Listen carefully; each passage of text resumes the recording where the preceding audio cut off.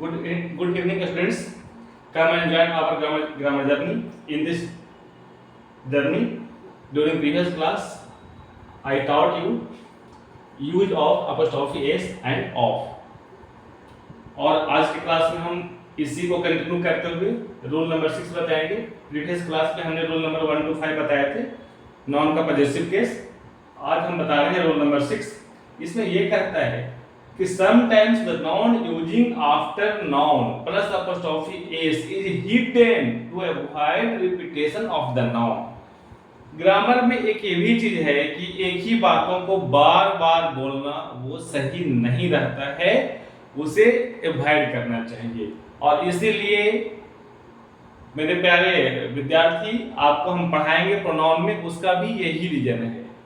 जब हम नाउन को बार बार रिपीट नहीं करना चाहते हैं तो उसी के बदले में जो वर्ड यूज होता है उसको प्रोनाउन कहते हैं। ये हम प्रोनाउन में सिखाएंगे। बट यहाँ भी नाउन का यही कहता है कि यदि हमारा कोई sometime the noun using after noun plus apostrophe is hidden.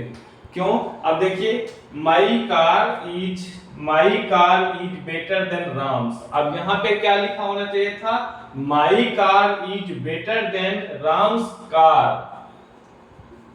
तो यदि आप सिमिलर चीजों में कंपेयर कर रहे हैं तो हम इस कार को यहाँ पे हम क्या करते हैं? हिडन करते हैं, उसको हम रिपीट नहीं करते हैं, रिपीटेशन को अवॉइड करते हैं। तो यदि आपका नॉन प्लस अपोस्ट्रोफी एस के बाद कोई नॉन आता है और उस नॉन का यूज पहले हो चुका है तो हम इसको दोबारा नहीं लिखेंगे, उसको क्या करेंगे? उसको हाइड कर देंगे, उसको हम रिपीट कराने से बचेंगे। His memory is like parrots। इसका मतलब ये हुआ कि उसका मेमोरी तोता के मेमोरी के जैसा है। यहाँ नहीं लिखा हुआ है, मतलब ये नहीं कि पैरोट्स का क्या, इसके बाद क्या होता है ये हम लिख सकते हैं memory.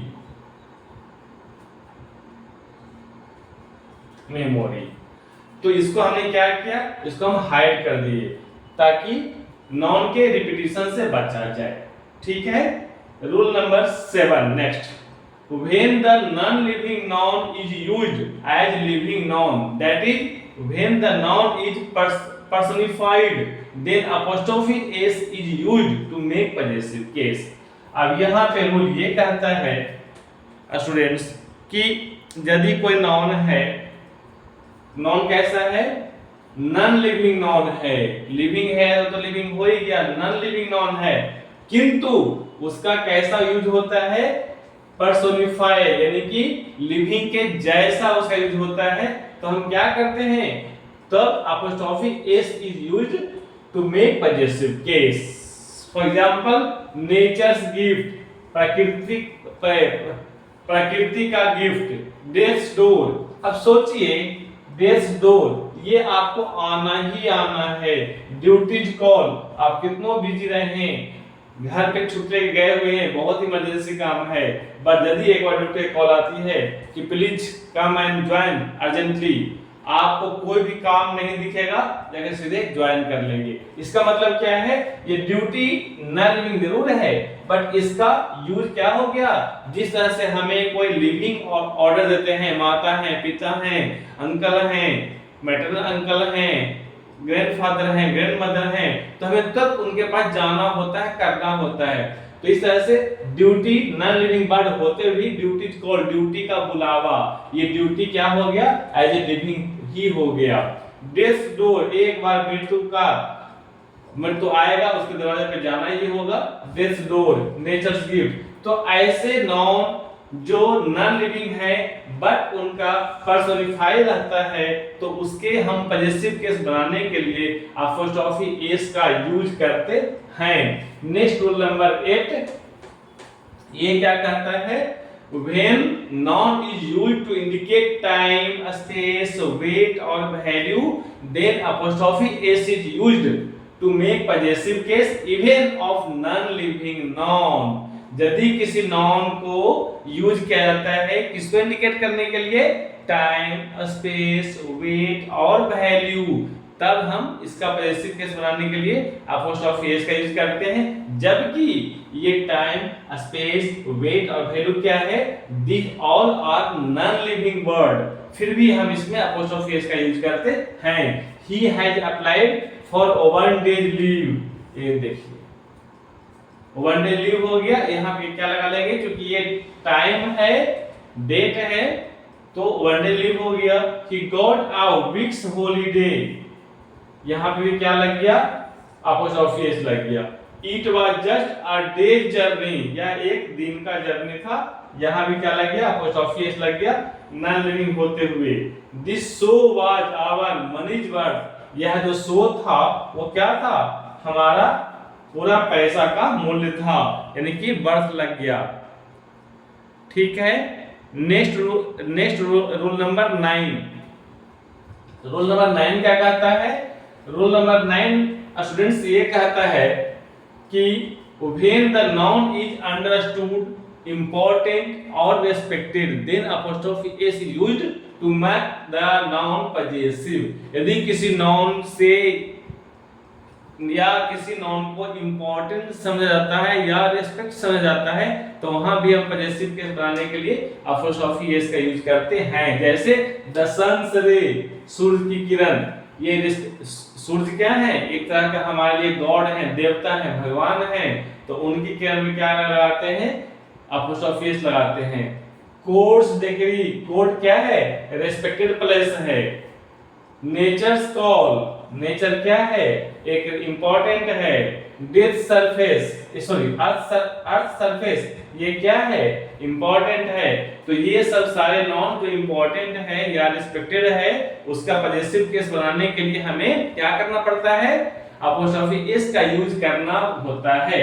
Next rule number 10, generally of is used to make possessive case of non living noun.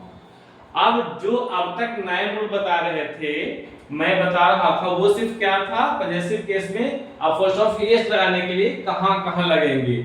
अब लास्ट रूल एक अलग है, जहां पे नॉन लिविंग की बात करता है और उसका यूज सिर्फ ऑफ लगाने से बन जाता है, यानी कि 9 रूल था अपोस्ट्रोफी एस लगाने के लिए और एक रूल है ऑफ लगाने के लिए। ठीक है, the roof of this house is very strong, तो यहाँ पे क्या हो गया, द रूफ और दिस हाउस के बीच में क्या आ गया, ऑफ, यानी कि इस घर का छत, तो छत किसका है, हाउस का, पॉजेसिव केस बन रहा है। तो यहाँ पे चूंकि नेगेटिव नॉन लिविंग है, तो यहाँ हमारा ऑफ वर्ड का यूज किया गया है।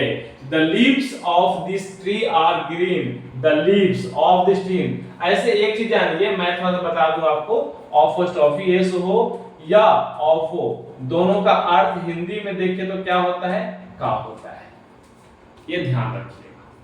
तो ये भी क्या है, द सन्स रे, सूरज की किरण, कोर्स डिग्री, कोड का डिग्री, नेचर्स कॉल, नेचर का कॉल, अर्थ सरफेस, अर्थ का सरफेस, सेम से यहां है, लेकिन ऑफ के बाद उलट जाता है।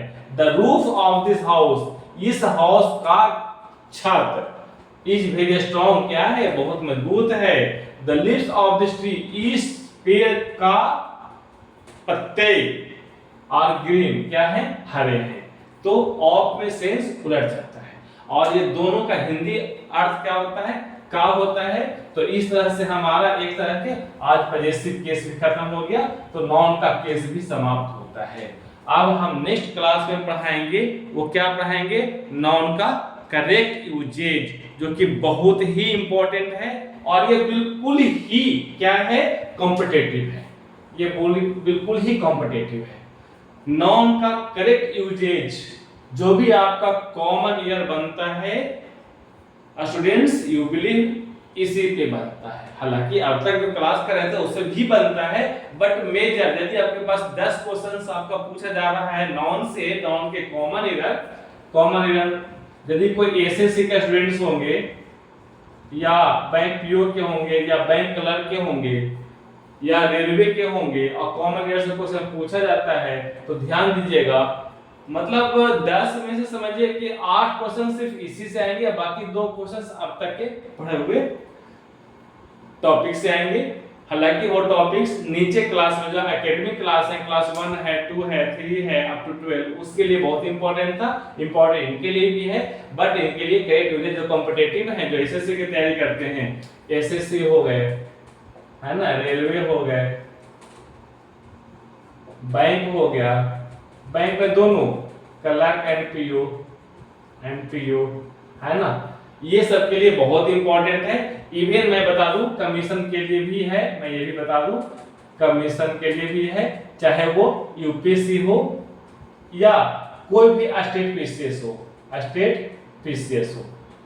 ऐसे तो पीसीएस का मतलब ही स्टेट हो गया, प्रोविंशियल सिविल सर्विस, लेकिन लोग फिर भी स्टेट पीसीएस के नाम जानते हैं, इसलिए मैंने आपको इसको रिपीट कर दिया, बट ये स्टेट बोलना सही नहीं है। ये पी का मतलब ही हो गया प्रोविंशियल। पहले क्या था, जो यूपीएससी होता है उसको हम बोलते हैं आईसीएस, और जो स्टेट कमीशन होता है उसको बोलते हैं PCS. ICS and PCS, Indian civil services और प्रोविंशियल सिविल सर्विसेज।